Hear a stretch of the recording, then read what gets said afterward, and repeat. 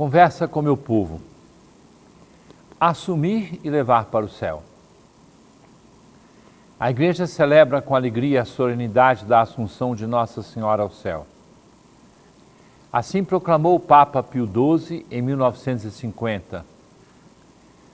Nas homilias de orações na festa da Assunção da Mãe de Deus, santos padres e grandes doutores dela falaram como de uma festa já conhecida e aceita, colocando em plena luz o que esta festa tem em vista.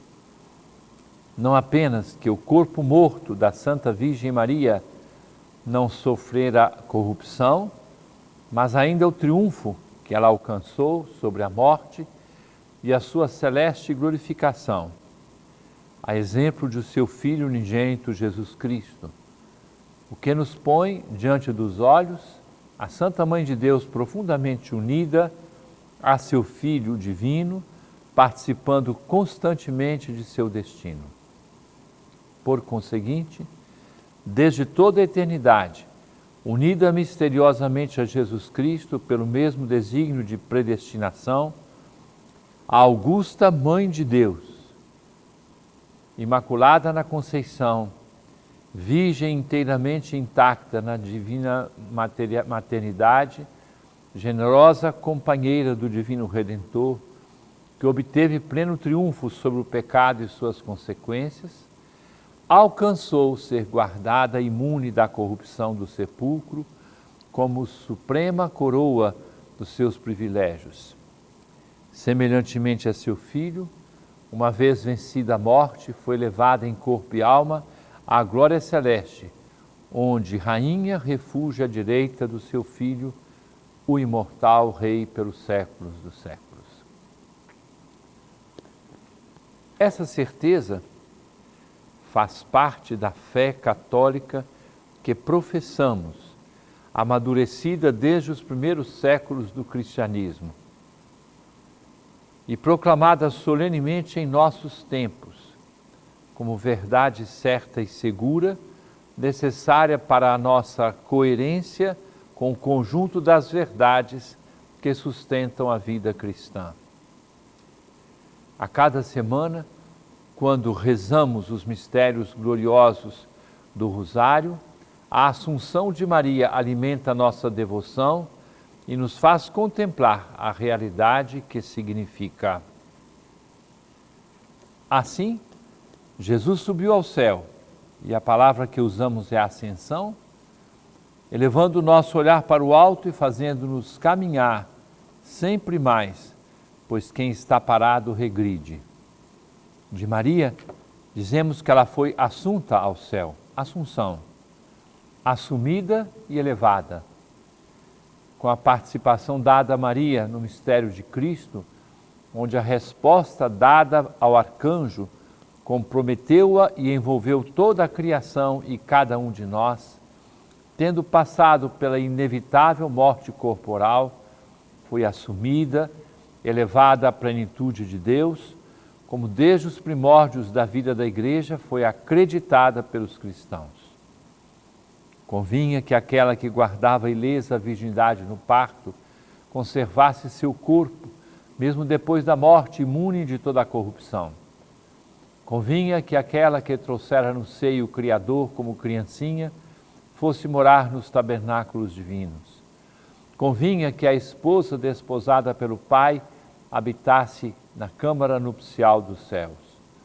Convinha que, tendo demorado o olhar em seu Filho na cruz e recebido no peito a espada da dor, ausente no parto, o contemplasse assentado junto do Pai. Convinha que a Mãe de Deus possuísse tudo o que pertence ao Filho e fosse venerada por toda a criatura como mãe e serva de Deus. São palavras de São João Damasceno, doutor da Igreja no século VII. Neste mistério se encontra a verdade de que todas as realidades criadas por Deus o são para o bem. Deus não é o autor de qualquer pecado ou maldade e não escreveu em sua criatura humana nenhum veneno de morte.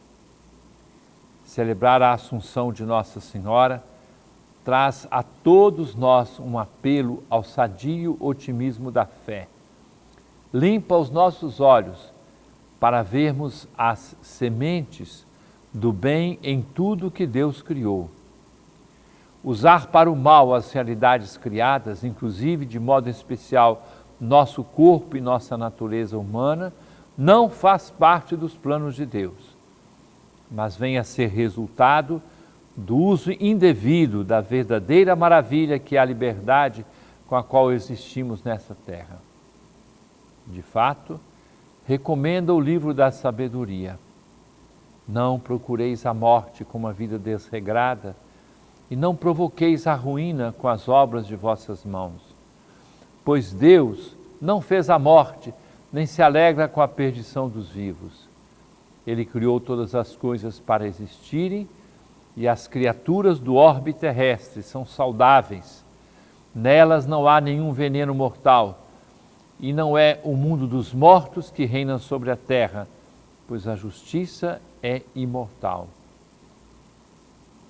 Já que um corpo como o nosso, de uma criatura como é Maria, foi elevado ao paraíso, temos a certeza de ter uma mãe no céu.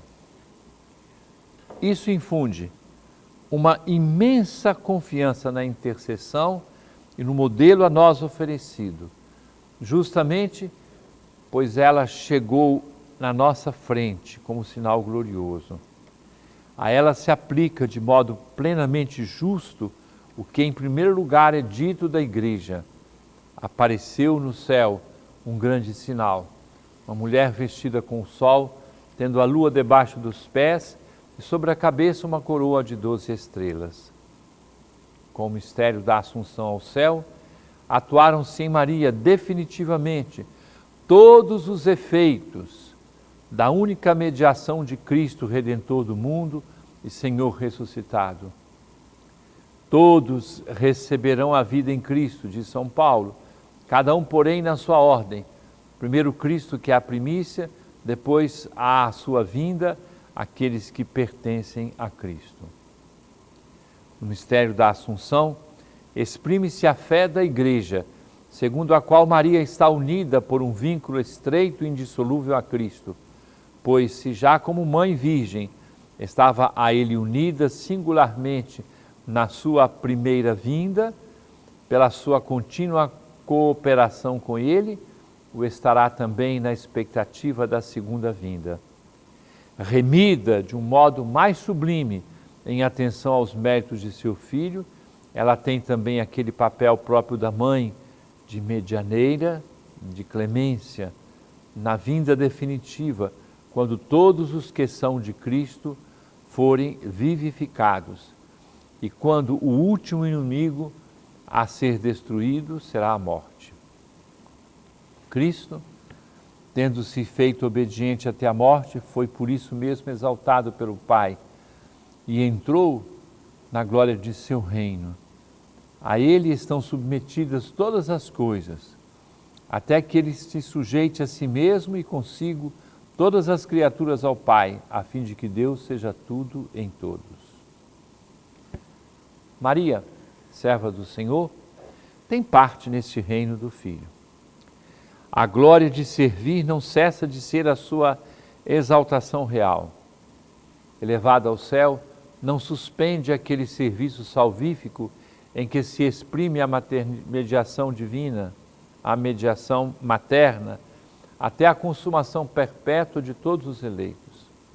Assim, aquela que aqui na terra conservou fielmente a sua união com o Filho até a cruz, permanece ainda unida a Ele, uma vez que tudo lhe está submetido, até que Ele sujeite ao Pai a sua pessoa e todas as criaturas.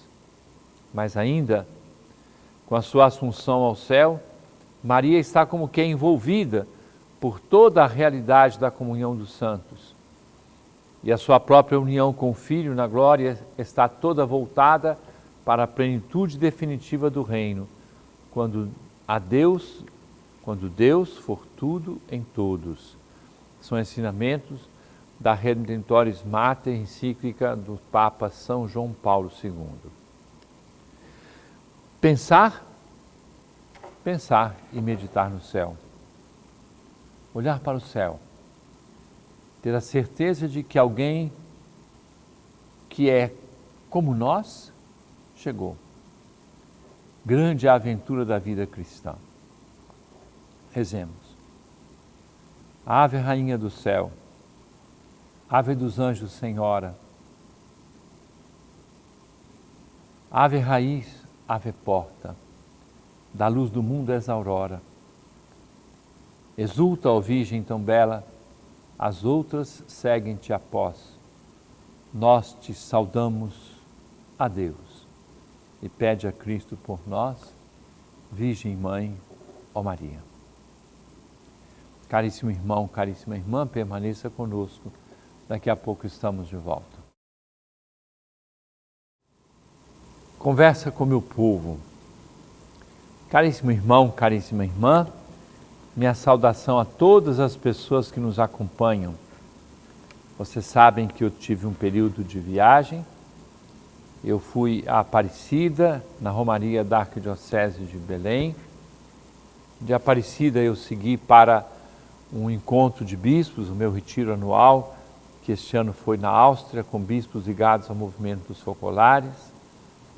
Depois de lá eu fui à Itália, onde fiz celebrações com a comunidade Semente do Verbo, e retornei no dia 9, já entrando no ritmo nosso de trabalho, porque cheguei às vésperas do Dia dos Pais, com tudo aquilo que isso significa, graças a Deus, de muitas atividades, celebrações bonitas, a visita da imagem do Divino Pai Eterno, que percorreu vários locais em nossa arquidiocese, tudo isso que expressa a vitalidade, o crescimento da nossa Igreja de Belém. E eu dou graças a Deus por tudo isso. E agora vamos às perguntas que as pessoas nos enviaram. A primeira pergunta é de Maria da Conceição Filgueiras, de Belém. Alberto, a Arquidiocese de Belém irá participar dos eventos da COP30? Como fará? Bom, é bom recordar que não é um evento de igreja. Em contato com a comissão da COP, nós combinamos que faremos também eventos religiosos.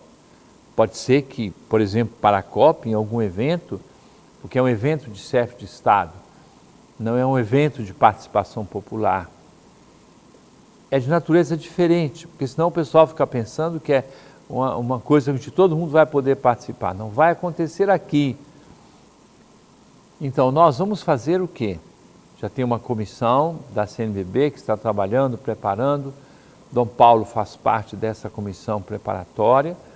O Colégio Marista colocará o colégio à disposição durante o mês de novembro e ali nós teremos conferências, seminários, debates ligados aos temas da COP30. Será a nossa participação, o nosso envolvimento.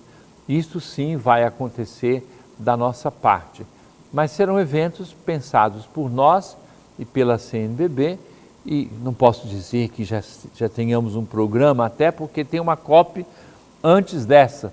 Então o programa da COP30, porque a 29 vai acontecer este ano ainda, o programa da COP30 ainda vai sair, ainda será eventualmente publicado e aí é que nós tomaremos decisão a respeito do que vamos fazer. Pergunta de Juliana Cardoso. Deus castiga? Ouço muito essas frases. Deus é amor. Juliana, se ouviu aquilo que nós meditamos na primeira parte do programa, não existe intenção de maldade em Deus. O que acontece é que muitas vezes a gente vê as coisas que acontecem assim, olha, isso parece castigo, né? Não é que Deus fica lá em cima tramando um castigo. Não. Eu vou usar uma expressão. Os castigos são as consequências das nossas opções, consequências das coisas erradas que nós mesmos fazemos. Então, quem semeia o vento, colhe tempestade. Então eu faço o mal e o mal acaba voltando para mim. Não que Deus programou isso, não. Primeiro existe a tentação do demônio, é claro, mas também existem as consequências dos nossos atos.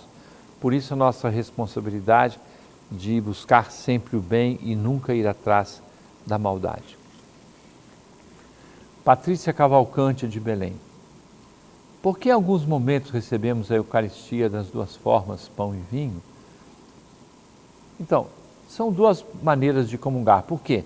Quando o pão é consagrado, é Jesus inteiro. O vinho consagrado é Jesus inteiro. Corpo, sangue, alma, divindade de nosso Senhor Jesus Cristo. E a igreja diz assim que existem ocasiões em que é possível fazer a comunhão sobre as duas espécies. A recomendação, por exemplo, é que na Quinta-feira Santa, na Vigília Pascal, seja sempre a comunhão sobre duas espécies. Então, são possibilidades e o discernimento dos padres, das equipes de liturgia, deve ajudar-nos a viver desta forma. Pergunta de Suzete Veiga Amorim. Como a igreja vê a disseminação de ditaduras na América Latina? Desculpe-me, mas a resposta é óbvia.